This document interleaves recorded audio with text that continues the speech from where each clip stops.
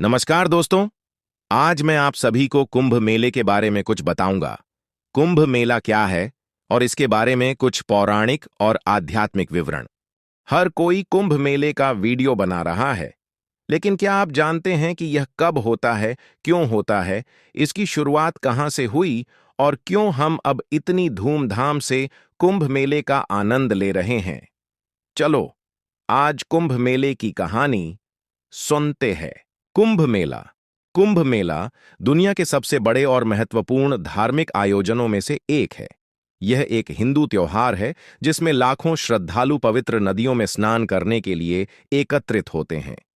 यह त्योहार आत्मिक शुद्धिकरण और पाप मुक्ति का प्रतीक है। मुख्य तथ्य। अर्थ। कुंभ का अर्थ है मिट्टी का घड़ा और मेला का अर्थ है उत्सव। पौराणिक कथा। कुंभ मेले की उत्पत्ति हिंदू पौराणिक कथा समुद्र मंथन से हुई है। देवताओं और असुरों ने अमृता का अमृत के घड़े के लिए संघर्ष किया। इस दौरान अमृत की कुछ बूंदें भारत के 4 स्थानों पर गिरीं।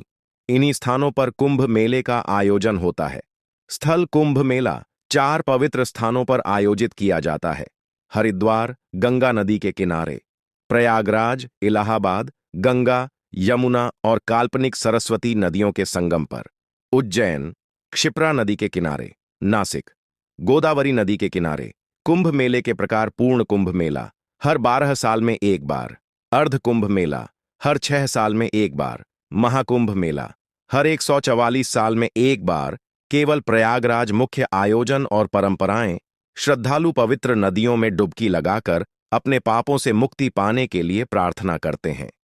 विभिन्न प्रकार के साधु, विशेष रूप से नग्न नागा साधु मेले का मुख्य आकर्षण हैं।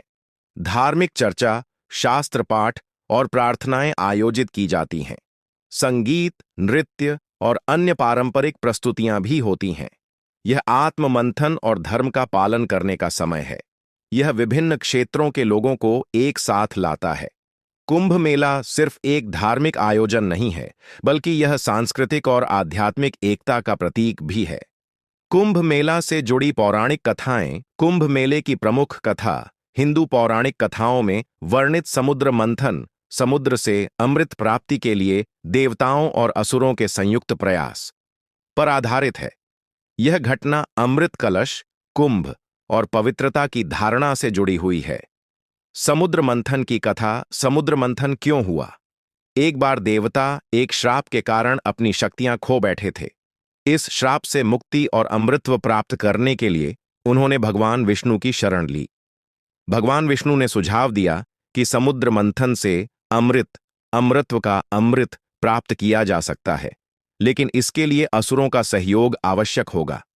देवता और असुरों का सहयोग। समुद्र मंथन के लिए मंदराचल पर्वत को मथनी और वासुकी नाग को रस्सी के रूप में उपयोग किया गया। मंथन के दौरान समुद्र से अनेक रत्न, हलाहल विष और अंत में अमृत का कलश प्राप्त हुआ। अमृत के लिए युद्ध। अमृत कलश के लिए देवताओं और असुरों के बीच भीषण युद्ध छिड़ गया। भगवान विष्णु ने अमृत की रक्षा के लिए विभिन्न रूप धारण किए। इस युद्ध के दौरान अमृत की कुछ बूंदें भारत के 4 पवित्र स्थलों पर गिरीं। हरिद्वार, प्रयागराज, उज्जैन, नासिक पवित्र स्थलों का निर्माण। जिन 4 स्थलों पर अमृत की बूंदें गिरीं, वे पवित्र बन गए। इन स्थानों पर स्नान करने से पापों से मुक्ति और मोक्ष की प्राप्ति होती है। अन्य पौराणिक कथाएं। गरुड़ और अमृत। एक अन्य कथा के अनुसार भगवान विष्णु के वाहन गरुड़ अमृत कलश को लेकर उड़ रहे थे। उड़ान के दौरान अमृत की कुछ बूंदें 4 स्थानों पर गिरीं, जो बाद में कुंभ मेला के स्थल के रूप में प्रसिद्ध हुए। शिव और हलाहल विष। समुद्र मंथन के दौरान सबसे पहले हलाहल विष निकला, जो सभी जीवों के लिए घातक था।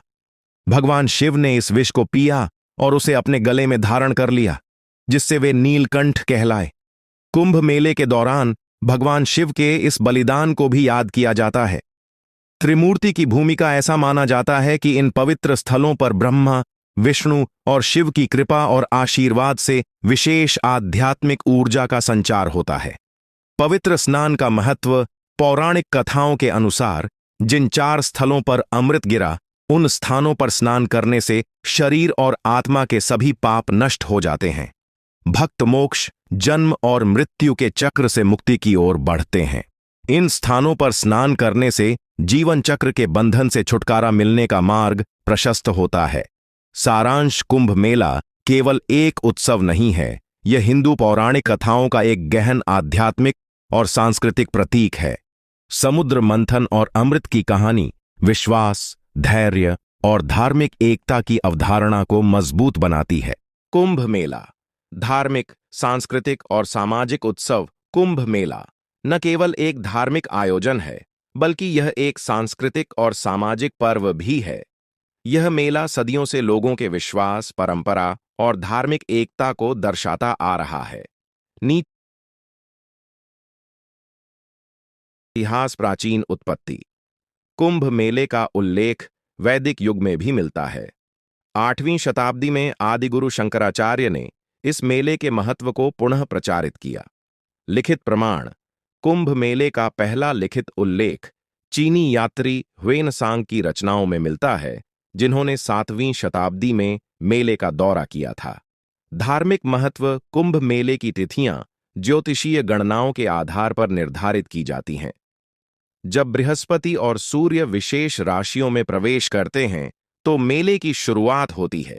गंगा, यमुना और सरस्वती नदियों की पवित्रता को आत्मिक शक्ति बढ़ाने वाला माना जाता है। प्रत्येक नदी मोक्ष का प्रतीक है और भक्तों के लिए बेहद महत्वपूर्ण है। साधुओं की भूमिका। नागा साधु ये नग्न रहते हैं, शरीर पर भस्म लगाते हैं और कठोर तपस्या के लिए प्रसिद्ध हैं। ऊर्ध्वबाहु साधु ये साधु अपना एक हाथ हमेशा ऊपर उठाए रखते हैं, जो उनकी तपस्या और समर्पण का प्रतीक है। अघोरी साधु ये श्मशान में रहते हैं और अनोखी साधनाएं करते हैं। आयोजन की विशेषताएं। विशाल आयोजन। यह विश्व का सबसे बड़ा शांतिपूर्ण जनसमूह माना जाता है। करोड़ों लोग एक साथ इसमें हिस्सा लेते हैं। सरकारी भागीदारी। सुरक्षा, स्वास्थ्य सेवाएं और परिवहन जैसी सुविधाओं को सुनिश्चित करने के लिए बड़े स्तर पर योजनाएं बनाई जाती हैं। अस्थायी शिविर व्यवस्था। भक्तों के रहने के लिए अस्थायी तंबू और शिविर बनाए जाते हैं। आर्थिक और सामाजिक प्रभाव। पर्यटन। देश विदेश से लाखों पर्यटक मेले में भाग लेने आते हैं। यह स्थानीय व्यापार और पर्यटन को बढ़ावा देता है। मानवीय मूल्य। यह लोगों को धार्मिक सहिष्णुता और एकता की शिक्षा देता है। कृषि और उद्योग पर प्रभाव। स्थानीय उत्पादों की प्रदर्शनी और बिक्री के लिए यह एक बड़ा मंच है। कुंभ मेला धार्मिक, सांस्कृतिक और सामाजिक दृष्टि से अनोखा पर्व है।